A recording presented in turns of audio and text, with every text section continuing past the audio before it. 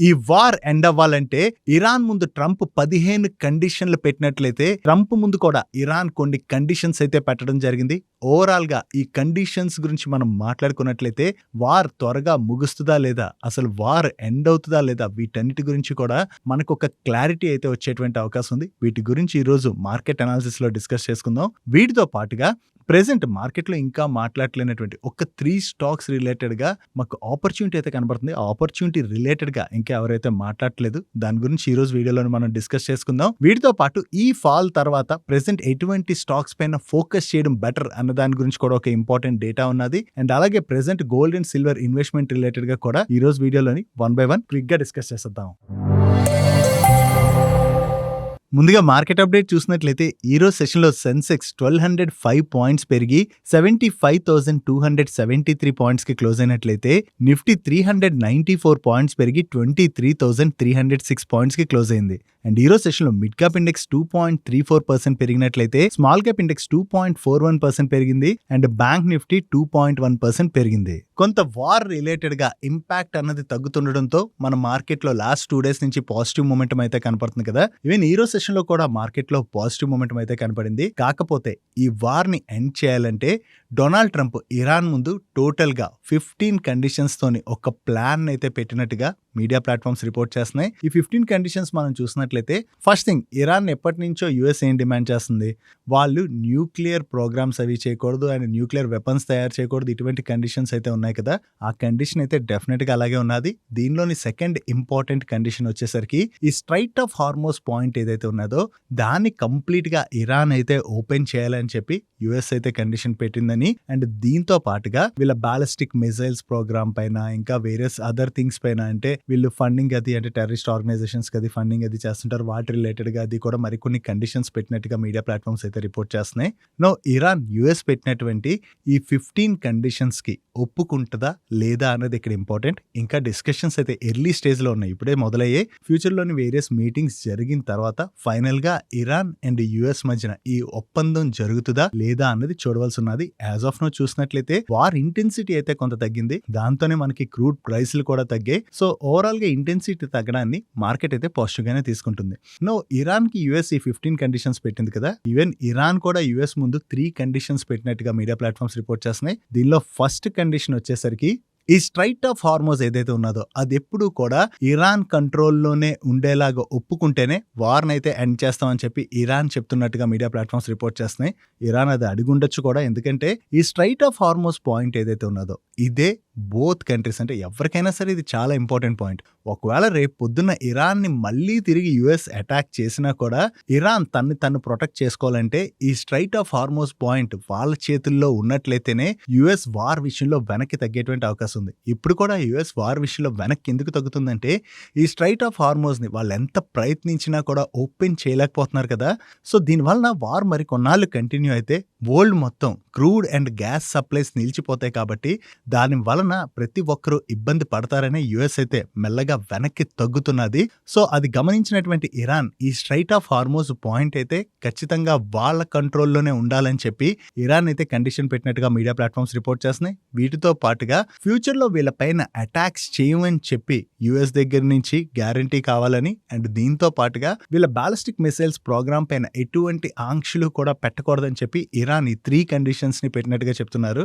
Iran పెట్టినటువంటి ఈ 3 conditions కి యుఎస్ ఒప్పుకుంటుందా లేదా అన్నది క్వశ్చన్ మార్క్. ఎందుకంటే ఈ స్ట్రైట్ ఆఫ్ హార్మోస్ ఇక్కడ చాలా ఇంపార్టెంట్ పాయింట్. సో దాన్ని ఇరాన్ కావాలనుకుంటుంది, యుఎస్ ఏమో దాన్ని కంప్లీట్ గా ఓపెన్ చేయాలనుకుంటుంది. సో ఇక్కడ డిస్కషన్ మనకి కొంత టఫ్ అయ్యేటువంటి అవకాశాలు అయితే కనబడుతున్నాయి. సో ఫైనల్లీ ఏం జరుగుతుంది అన్నది చూడాలి. But as of no war కొంత సద్దు మరిగినట్టుగా కనపడడంతో క్రూడ్ ప్రైస్లు తగ్గాయి, ఈక్విటీ మార్కెట్స్ పెరుగుతున్నాయి. ఈవెన్ మనకి గోల్డ్ అండ్ సిల్వర్ రీసెంట్ గా బాగా పడింది కదా, పడిన తర్వాత గోల్డ్ అండ్ సిల్వర్ లో కూడా మనం కొంత రికవరీ అన్నది చూసాం.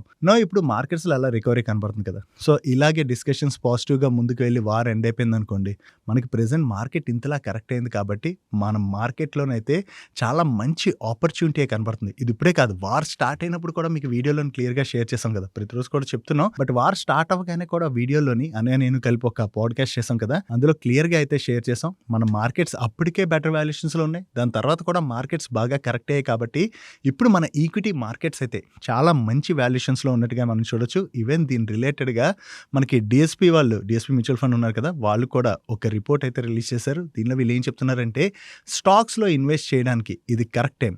అది కూడా మనకి మెయిన్లీ లార్జ్ క్యాప్ స్పేస్లో చూసినట్లయితే బెటర్ గ్రోత్ డెలివర్ చేస్తున్నటువంటి వేరియస్ ఇండస్ట్రీస్ ప్రెజెంట్ అట్రాక్టివ్ వాల్యుయేషన్స్లో దొరుకుతున్నాయి. లైక్ ఐటీ కావచ్చు, హెల్త్ కేర్ కావచ్చు, అండ్ అలాగే ఎఫ్ఎంసీజీ కావచ్చు, ఈవెన్ హౌసింగ్ ఫైనాన్స్, బ్యాంక్స్, ఇటువంటివన్నీ కూడా చాలా మంచి వాల్యుయేషన్లోనే దొరుకుతున్నాయి. సో కరెక్ట్ స్టాక్స్ని పిక్ చేయడానికి ఇది కరెక్ట్ టైం. సో వీటిలో ఇన్వెస్ట్ చేసినట్లయితే లాంగ్ టర్మ్లోని మంచి రిటర్న్సే డెలివర్ చేస్తాయి. అండ్ ఎస్పెషల్లీ లార్జ్ క్యాప్ స్పేస్లోనే మనకి సేఫ్టీ కూడా ఎక్కువ కనపడుతుందని చెప్పి వీళ్ళు షేర్ చేస్తున్నారు. And mid and small cap space విషయంకి వచ్చేసరికి బాగానే కరెక్ట్ అయినా still mid and small cap space లో ఇన్వెస్ట్ చేసేటప్పుడు ఒకసారి వాల్యుయేషన్స్ చెక్ చేసుకుని ఇన్వెస్ట్ చేయడం బెటర్. దట్టు ఎస్ఐపి మోడ్ ని కనుక సెలెక్ట్ చేసుకున్నట్లయితే మిడ్ అండ్ స్మాల్ క్యాప్స్ లోని కూడా బెటర్ రిటర్న్స్ రావచ్చు అన్నట్టుగా వీళ్ళు కూడా రిపోర్ట్ రిలీజ్ చేయడం జరిగింది. యాక్చువల్లీ వీళ్ళు చెప్తున్నారనే కాదు, ఓవరాల్ గా మార్కెట్ చూసినట్లయితే ఈ ఇరాన్ వార్ ఏదైతే ఉన్నదో ఈ వార్ టైంలో మార్కెట్ లో బాగానే ఫాల్ చూసాం. ఈవెన్ వార్ కన్నా ముందు కూడా మీరు అబ్జర్వ్ చేస్తే లాస్ట్ 18 months నుంచి మన ఈక్విటీ మార్కెట్స్ అయితే కంటిన్యూస్ గా కరెక్ట్ అయ్యి ఇప్పుడైతే మన ఈక్విటీ మార్కెట్స్ చాలా బెటర్ వాల్యుయేషన్స్ లో ట్రేడ్ అవుతున్నాయి. ఎస్పెషల్లీ స్మాల్ క్యాప్ స్పేస్ లోని చాలా మంచి స్టాక్స్ మనకి బెటర్ వాల్యుయేషన్స్ కి కనపడుతున్నాయి కూడా. సో అందుకనే ఒకవేళ మీలో ఎవరైనా కొత్తగా ఇన్వెస్ట్ చేద్దాం అనుకున్నట్లయితే ఎస్ఐపి మోడ్ లోని స్మాల్ క్యాప్ స్పేస్ లో ఇన్వెస్ట్ చేసుకోవచ్చు. ఒకవేళ మ్యూచువల్ ఫండ్ రూట్ ని సెలెక్ట్ చేసుకుందాం అనుకున్నట్లయితే ఆల్రెడీ 2 weeks బిఫోర్ మన ఛానల్లోని ఈవెన్ స్మాల్ క్యాప్ స్పేస్ అనే కాదు various category of mutual funds related గా ఒక కంప్లీట్ వీడియోని అయితే రిలీజ్ చేసాం. మీరు ఎవరైనా ఆ వీడియోని మిస్ అయినట్లయితే మీకు ఈ రోజు వీడియోకి ఎండ్ కార్డ్ లో ఆ వీడియోని ఉంచుతాను, మిస్ అవ్వకుండా చూడండి, మీకు డీటెయిల్ ఇన్ఫర్మేషన్ అయితే దొరుకుతుంది. సో ప్రెసెంట్ అయితే మన ఈక్విటీస్ లో బెటర్ ఆపర్చునిటీ కనబడుతుంది. ఈవెన్ ఈక్విటీస్ తర్వాత గోల్డ్ అండ్ సిల్వర్ రిలేటెడ్ గా కూడా చాలా మంది అనుకుంటారు కదా, అంటే గోల్డ్ సిల్వర్ బాగా కరెక్ట్ ఇప్పుడు రికవర్ అవుతున్నాయి కదా, సో ఇప్పుడు గోల్డ్ అండ్ సిల్వర్ లో ఇన్వెస్ట్ చేయొచ్చా అంటే first thing gold silver last 2 years లో చాలా ఎక్కువగా పెరిగాయి అండ్ స్ట్రెచ్డ్ వాల్యుయేషన్స్ కొంతవరకు మనం చెప్పాలంటే. దట్టు గోల్డ్ పక్కన పెడితే సిల్వర్ రిలేటెడ్ గా మనం మల్టిపుల్ టైమ్స్ మాట్లాడుకున్నాం. సిల్వర్ పెరగాల్సిన దానికన్నా కూడా చాలా ఎక్కువగా పెరిగిపోయింది. సో ఇప్పుడు కరెక్ట్ అయిన తర్వాత కొంత సిల్వర్ లో మనకి రికవరీ కనపడినా మళ్ళీ సిల్వర్ దాని హై ప్రైస్ కి రీచ్ అవ్వాలంటే మాత్రం టైం పడుతుంది. అండ్ అంతేకాకుండా సిల్వర్ పడినప్పుడు చాలా షార్ప్ కరెక్షన్స్ మనం చూస్తాం. కాబట్టి సిల్వర్ రిలేటెడ్ గా మాట్లాడుకోవాలంటే సిల్వర్ లో ఇన్వెస్ట్ చేయడం కన్నా కూడా గోల్డ్ అయితే లాంగ్ టర్మ్ లో బాగానే పెరిగేటువంటి అవకాశం ఉంది. బట్ ఈ రెండింటి కన్నా కూడా మనకి ప్రెసెంట్ బెటర్ ఆపర్చునిటీ అయితే ఈక్విటీ మార్కెట్స్ లోనే కనబడుతుంది. ఒకవేళ ఇండివిజువల్ స్టాక్స్ ని ఎవరైనా పిక్ చేయలేకపోయినట్లయితే మ్యూచువల్ ఫండ్ రూట్ ని సెలెక్ట్ చేసుకుని ఇన్వెస్ట్ చేసినట్లయితే లాంగ్ టర్మ్ లో డెఫినెట్ గా మన ఈక్విటీ మార్కెట్స్ అయితే బెటర్ రిటర్న్స్ డెలివర్ చేస్తాయి. డైలీ మార్కెట్ రిలేటెడ్ గా ఉండే ఇటువంటి ఇంపార్టెంట్ ఇన్ఫర్మేషన్ ని మీకు డీటెయిల్ గా షేర్ చేయడానికి మన టీం పెడుతున్నటువంటి ఎఫర్ట్స్ కనుక వీడియో చూస్తున్న ఏ పాయింట్ ఆఫ్ టైం లైనా మీకు హెల్ప్ఫుల్ అయినట్లయితే మన వీడియోని మర్చిపోకుండా లైక్ చేయడానికి ప్రయత్నించండి. Next coming to the stock of the day. ఈ రోజు స్టాక్ ఆఫ్ ది డే లోని వీడియో ఇంటర్లో ఆల్రెడీ మనం మాట్లాడుకున్నాం కదా, ఒక 3 స్టాక్స్ రిలేటెడ్ గా ఆపర్చునిటీ చూస్తున్నాం అని. ఈ 3 స్టాక్స్ పవర్ సెక్టర్ కి చెందినటువంటి స్టాక్స్. వీటి రిలేటెడ్ గా ఆపర్చునిటీ ఎందుకు చూస్తున్నాం అంటే ప్రెసెంట్ పవర్ మన కంట్రీలో ఎలా ప్రొడ్యూస్ అవుతుంది, ఒకటి కోల్ ద్వారా, సెకండ్ గ్యాస్ ద్వారా, థర్డ్ మనకి సోలార్ అండ్ విండ్, వీటి ద్వారా పవర్ జనరేషన్ అనేది జరుగుతుంది కదా. కోల్ రిలేటెడ్ గా మనం మాట్లాడుకోవాలంటే ఆల్రెడీ మన కంట్రీలో కోల్ ప్రైస్ అయితే బాగానే పెరిగింది. అండ్ ఈ కోల్ ద్వారా పవర్ ప్రొడక్షన్ ఏదైతే ఉన్నదో డిమాండ్ ఎక్కువగా ఉండడం వల్ల ఇక్కడ ప్రొడక్షన్ కూడా చాలా స్ట్రాంగ్ గానే జరుగుతున్నది కూడా. కోల్ ప్రైస్ పెరిగినా కూడా ఇక్కడ పవర్ ప్రొడక్షన్ అన్నది స్ట్రాంగ్ గానే ఉంటది. కానీ ఈ గ్యాస్ రిలేటెడ్ గా మనం మాట్లాడుకోవాలంటే మనకి మిడిల్ ఈస్ట్ లో జరుగుతున్నటువంటి వార్ వలన గ్యాస్ సప్లైస్ పైన డెఫినెట్ గా ఇంపాక్ట్ అయితే పడుతుంది కదా. ఎస్పెషల్లీ మనకి రెసిడెన్షియల్ స్పేస్ లోని గ్యాస్ సప్లై స్టిల్ బాగానే జరుగుతున్నా కూడా కమర్షియల్ స్పేస్ లోని గ్యాస్ సప్లై పైన డెఫినెట్ గా ఇంపాక్ట్ కనిపిస్తుంది కదా.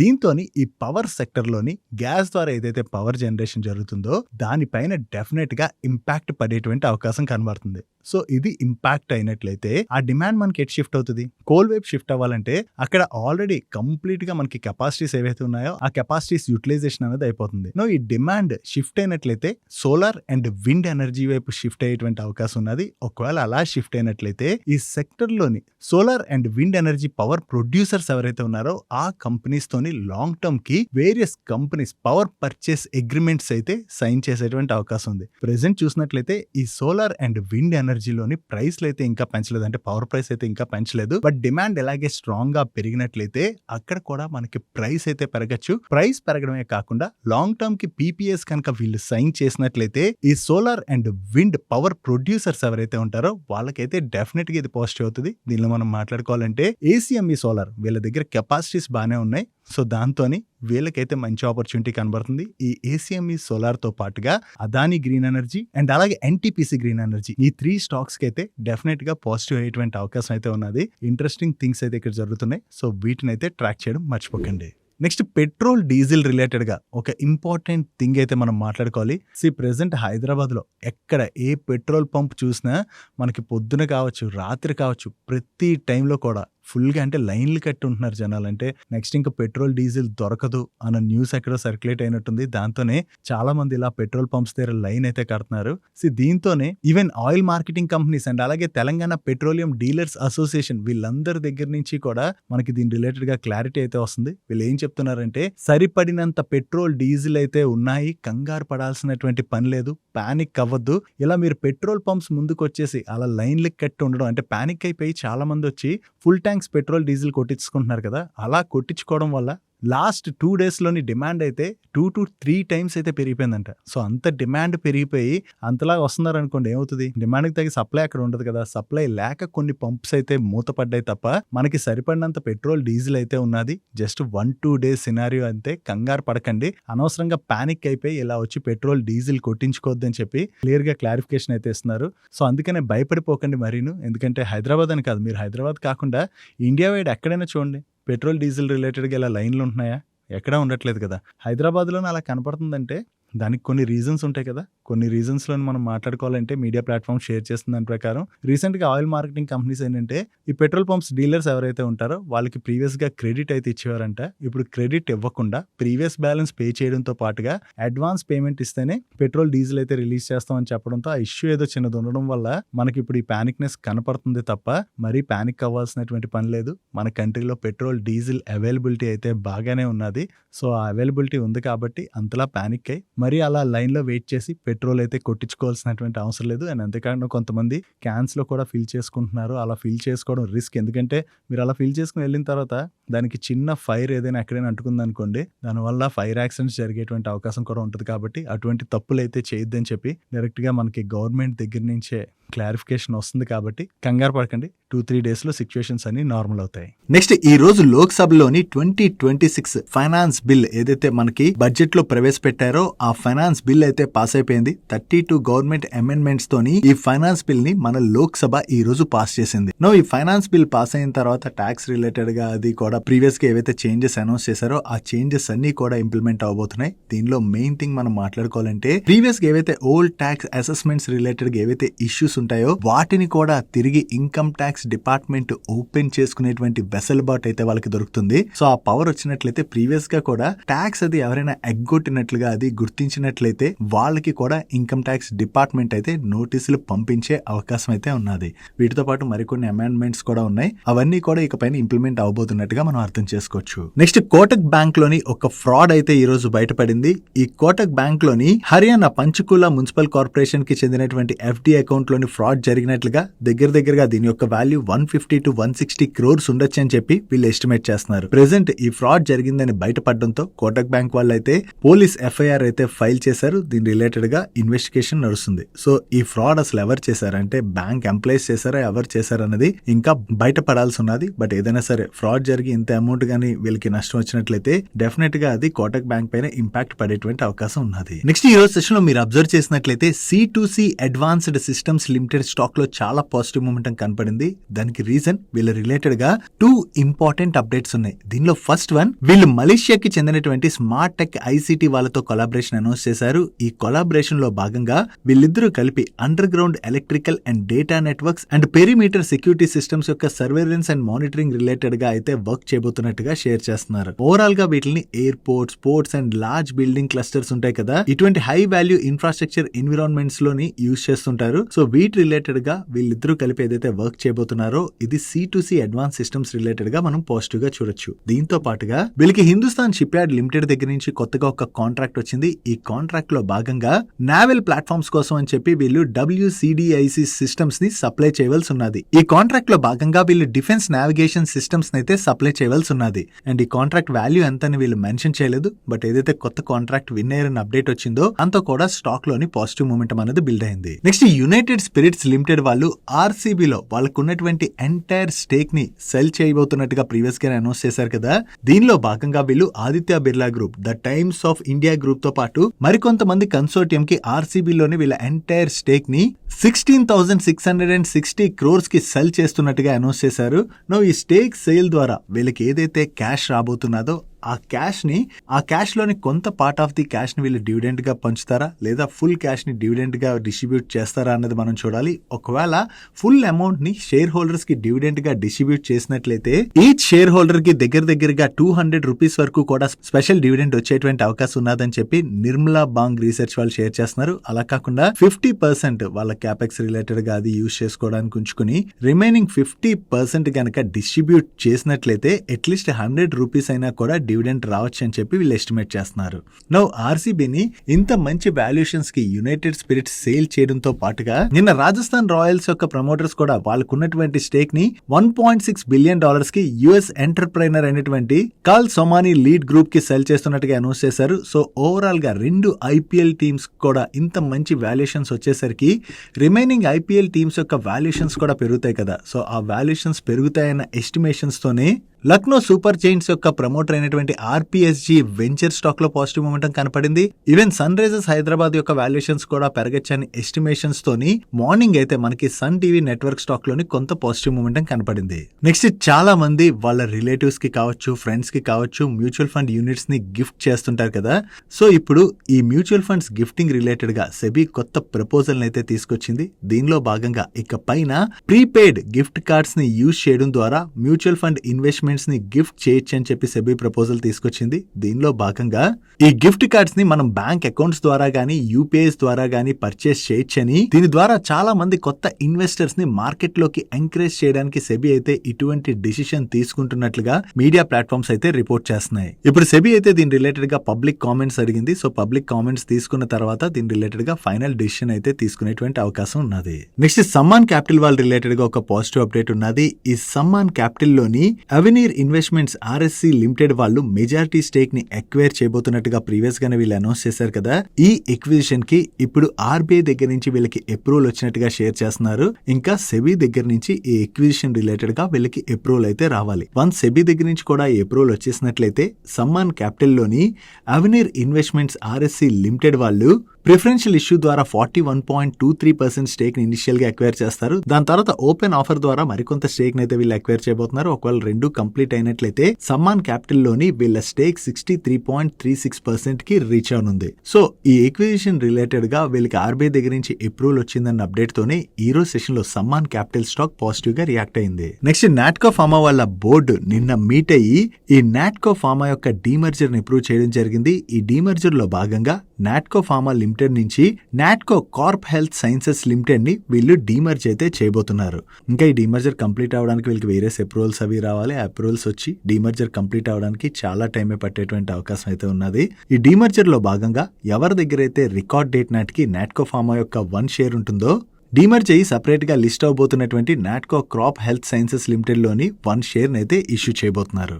ఓవరాల్ గా ఇలా డీమర్జ్ చేయడం ద్వారా రెండు బిజినెస్ల పైన సపరేట్ గా ఫోకస్ చేసి రెండిటిని కూడా గ్రో చేయొచ్చని, దీని ద్వారా షేర్ హోల్డర్స్ కి వాల్యూ అన్లాకింగ్ జరుగుతుందని చెప్పి వీళ్ళ మేనేజ్మెంట్ అయితే షేర్ చేస్తుంది. నెక్స్ట్ ఎల్ఎన్టీ వాళ్ళకి water and effluent treatment business లోని సిగ్నిఫికెంట్ ఆర్డర్ అయితే వచ్చింది. ఈ ఆర్డర్ వీళ్ళకి Guwahati metropolitan drinking water and sewage board దగ్గర నుంచి వచ్చినటువంటి ఆర్డర్. ఈ ఆర్డర్ లో భాగంగా సౌత్ ఈస్ట్ గౌహతిలోని 24/7 వాటర్ మేనేజ్మెంట్ ప్రాజెక్ట్ రిలేటెడ్ గా వీళ్ళు వేరియస్ వర్క్స్ అయితే చేయవలసి ఉన్నది. అండ్ దీన్ని వీళ్ళు సిగ్నిఫికెంట్ ఆర్డర్ అంటున్నారంటే ఈ order value 1000 crores to 2500 crores in between ఉంటుంది. నెక్స్ట్ పక్కా లిమిటెడ్ వాళ్ళు Uttar Pradesh industrial investment and employment promotion policy ఏదైతే ఉన్నదో ఈ పాలసీలో భాగంగా వీళ్ళు ఉత్తరప్రదేశ్ లోని జగ్రితి ప్రాజెక్ట్ లో ఏదైతే ఇన్వెస్ట్మెంట్ చేయబోతున్నారో ఆ ఇన్వెస్ట్మెంట్ ద్వారా 224 crores ఇన్సెంటివ్ కోసం అని చెప్పి ఉత్తరప్రదేశ్ గవర్నమెంట్ దగ్గర వీళ్ళు అప్లై చేసుకోవడం జరిగింది. దీనికి ఉత్తరప్రదేశ్ గవర్నమెంట్ దగ్గర నుంచి వీళ్ళకి అప్రూవల్ వచ్చినట్లుగా దీనిలో భాగంగా నెక్స్ట్ 15 ఇయర్స్ లోని